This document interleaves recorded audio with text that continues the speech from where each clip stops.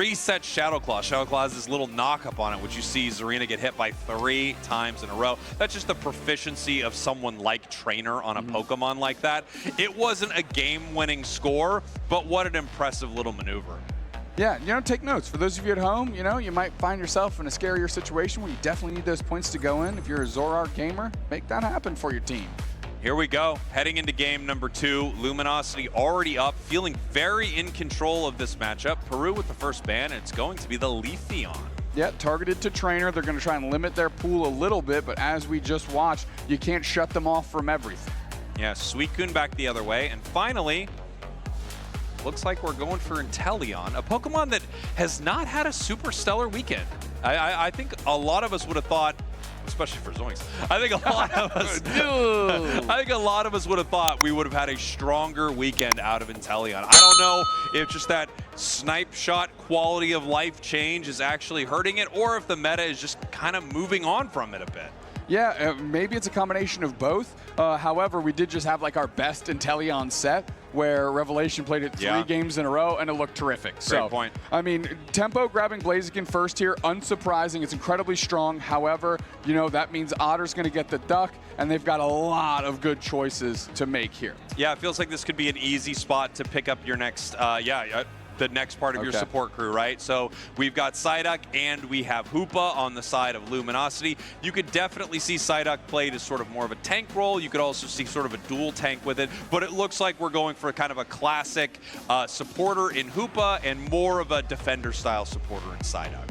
Yeah, great adjustment here. That opens up phenomenal choices for Draken and Kea, and they go into the bread and butter Season 1 Snorlax Eldegoss combination. Just as time tested as possible, those 2 Pokemon are, and Snorlax specifically, phenomenal weekend. I'm wondering what we're going to see here out of Luminosity. We're getting further and further in the draft, and this is the point where you can't really hide your strategy that much anymore. You're using your supports and defenders to sort of hide what your carry Pokemon are. Kyrios once again grabbing the Armarouge, and Trainer on Zoroark. So as far as they are concerned, not much different. Yeah, and in a similar type of situation, we actually saw last time LG was on stage, Overlord grabbed Charizard, and Nemo is going to have to adjust to that. Obviously, the Inteleon is a direct target ban to Zainus, who now defaults to Mew in that situation, and that's something that Luminosity feels comfortable contending with, especially when they themselves have one of the best Mew players going. And Nemo still rounds it out with Ceruledge, and now Overlord's got some choices to make because they've got a lot of good ones depending on who they want to counter. A lot of short-ranged action happening from Peru Unite here. Yeah, we don't have a lot of range either from the side of Luminosity, and there we go. Lucario. Lucario, who recently received a few rounds of buffs, and now we're looking at one of the best players to ever play Lucario. If you've been with Unite since the beginning, you remember the Lucario meta that dominated an entire year of this game. The Pokemon was so good, it was able to stay in the top path all by its lonesome, creating the 1-1-3 meta. 1 top, 1 in that central area, and 3 members of your team in the bottom path. I don't think that's what's happening right now, but if it did, I would freak out. it would be. I would freak out. I would absolutely freak.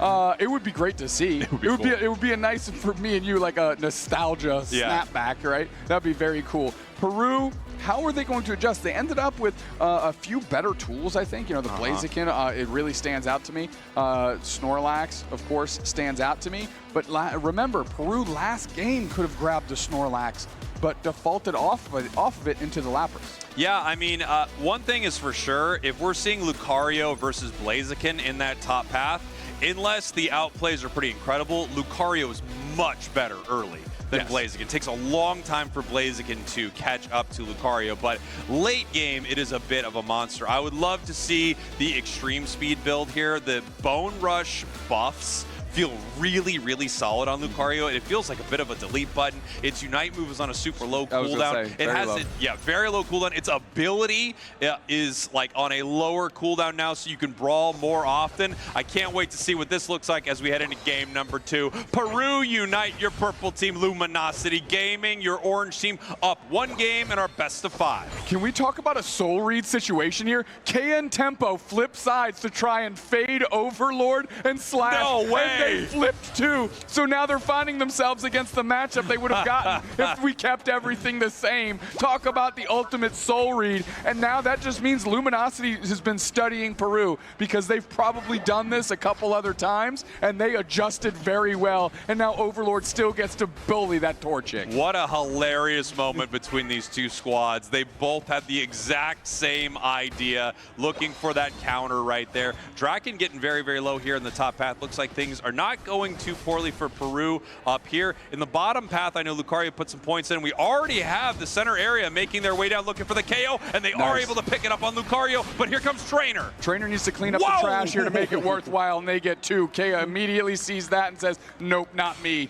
as well. Get out of here. We can't feed a Trainer that much this early. Yeah, Trainer now getting all that experience between the two goal zones. Here in the top path, Curios and Otter trying to deal with Draken. You know, Snorlax has incredible secure, but I love this by Curios. He says, you know what, fine. I'm just going to go try to score right now if you're not going to let me get the wild Pokemon. And he's successful too. So Curios is going to get out of dodge, hopefully, with Otter a little support, little surf knockback, and Draken is just staying relentless on this pursuit. Finally gives up on it, and that's a W for LG. Look at Draken. I mean, Draken just will not quit here. Pretty incredible, and does get it. Mew now heading back up to the top path, seeing what they can get. Draken right now, level 5. Yeah, I mean, doing a great job in this 2v1. You know, Luminosity still chipping away at it, right? Still getting their experience, not slowing them down too much, but you're buying time. Here comes a Nemo and Zinus. Good combination knockout. That's well done, good work. Very, very nice as we head towards the center right here. All of this should be pretty free for Peru, but it looks like Trainer is here to stop them. Nice plays by Anemo. Yes, they do go down. He's still my heart. Beautiful hyper. I know you're so excited right now. I really think this should be played more than it currently is right now. I think people are kind of enjoying, I don't want to say the brand new toy that is Trick Phantom Force, because obviously it's very old, but it is the hip thing to do, and sometimes a good portal saving 3 people is just way too good. Yeah, really nice stuff here. Overlord able to make it out of that fight. Something Lucario just has insane mobility and survivability in a lot of these engagements, especially early in top and bottom path. They've outplayed their opponents so well. Luminosity up 0 points for Peru to 72. Luminosity Gaming also can always conceal their hand, right? Because of this Hoopa portal where they can start switching paths, like no push feels super safe right now, especially because LG's ahead and Peru hasn't been able to chunk anything into these tier 1 goal zones.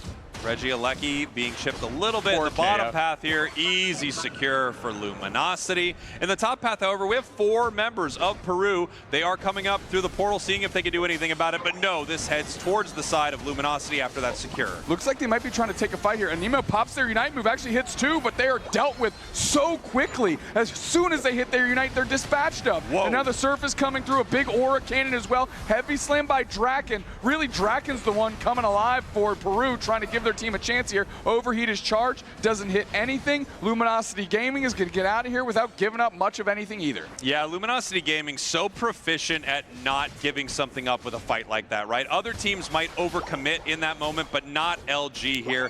Looking to see if there's any way for them to get out, and they cannot, being chased down by Anemo. You know, we were wondering, what's the plan with the Ceruledge? It's been chasing down Lucario very well.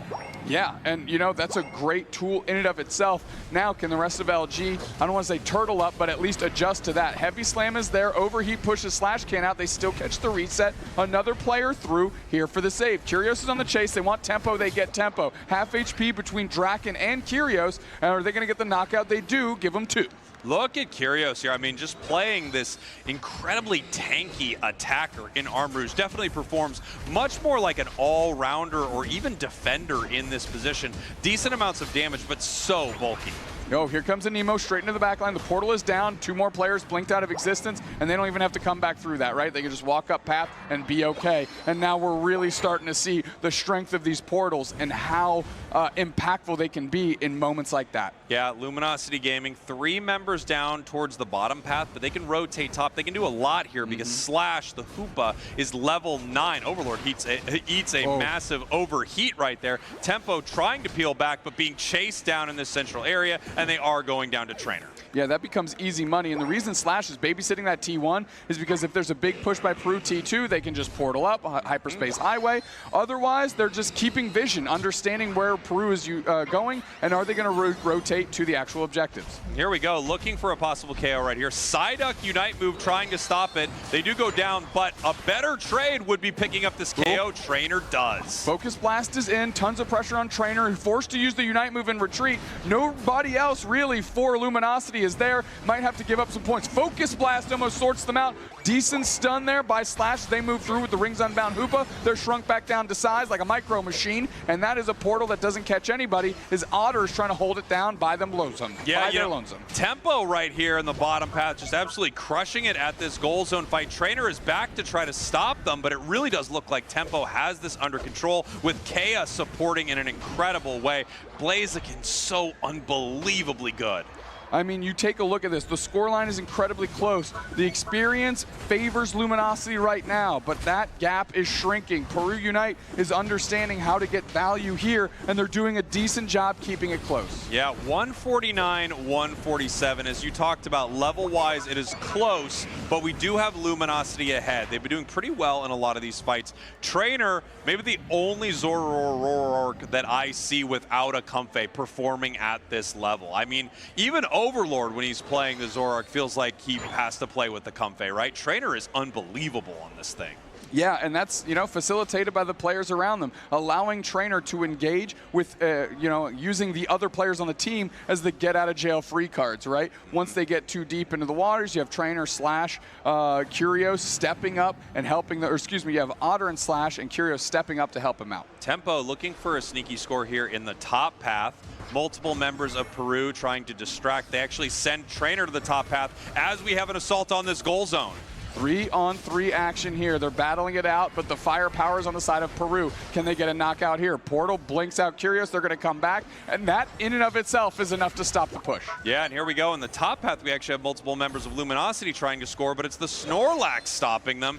30 seconds until Rayquaza. 2 points separating these teams. And outside of a few levels on the side of Luminosity, this game is insanely close. Yeah, 3 level 13s on Luminosity is nothing to scoff at. But now that we're, less than 15 seconds till Ray hitting the map, and Peru having a very good team fight strategy at Ray, everything is up in the air right now. Curios, kind of stalking the center of this map right here as we see all 5 members of Peru on top of Rayquaza here. They are on top of it. Trainer looking for a moment. Otter getting vision for the team, seeing Big how they want to fight. Curios moving in. Straight in. We have the overheat, doesn't hit anything. It was going to be a big time engage, but things settle out very quickly. They peel back right now, and we're looking for a possible score opportunity. We see the Ceruledge hiding in the bottom path, but Lucario Overlord doing the same thing. Akimo pulling back here. Anemo trying to stop them and does stop Overlord from scoring. In the central area here, everyone peels back. Trainer watching this top goal zone. We are 2 points between these two teams right now, and neither one knows which is up. They're looking to collapse on Anemo, who's sitting on pad. Now everybody's scrambling away. That's forced the Rayquaza to start to get hit. Rings Unbound will rip through the portal. We're putting the stuns down. Cotton Cloud Crash going to land on top off the team. Is that going to be enough to sustain the fight? Very low on the backside. Whoa. Big Ceruledge Unite, but it's not enough. No players down yet. Just the Ceruledge itself. Trainer's trying to get back to pad to eat some shields. The block is happening to prevent the rest of LG to get topped off as well. Now we're moving back towards the middle. The whole team of Peru Unite is getting there, but Otter's been hanging out the whole time. They've got the vision. The overheat is there, charged up, doesn't hit anything. Now we're going to have a portal. We're going to reset, and I think things might have to stop. Trainer's on the chase, and they're eating up everybody, and so is Overlord. The surf is there, and Trainer thinks that's enough. The HP bars are low, but we're going for the counter scores. Here we go. Overlord putting in 50, which will be 100 here in double time in the top path. 149, 347. Peru knows that LG is up right now, looking for the KO, and they get it on Overlord. Anemo very, very low, looking to, get caught by Trainer. Trainer now moving through Peru Unite, trying to pick up those final KOs with only 15 seconds left. There's just not enough time for Peru. A beautiful Rayquaza fight by Luminosity, in control the entire time. Wow, I mean, Luminosity is just putting on a clinic today. No matter what look Peru has been showing, they have been adjusting and then doing a good job reacting in a beneficial way to them and communicating incredibly well. Look at him up there. I mean, they're ready. They're locked in. Changing chords. Curious, changing chords. He knows he needs a new chord. He's like, this chord is making me too slow. Change my wore chord. out that chord mid-match. You could tell there was a moment where I was about to say, did he wear out his chord? Yeah, I mean, that's what I was thinking too. Big Cerulege Unite hits 4 targets there, Spragos. You can't ask much more out of a Nemo in that situation. However, the follow-up was just a bit shy. If you would have been able to put that in tandem with maybe a big solar beam right in the same corridor, I think you get big-time knockouts there. Unfortunately, it just wasn't enough to tip the scales, and then LG takes back control, and this is when you see Overlord and Trainer just start ripping through the squads, and the fact that they didn't get Zynus as well almost feels criminal. Player of the game of Trainer on the Zorark, and this is the second game in a row where, like you said, no Comfey, but still making a difference. Yeah, I feel like Trainer is just, playing out of his mind on this Pokemon. Obviously one that he is known for, but man, makes it look good. Where a lot of players would require a Comfey, they need that, which, I mean, it works extremely well.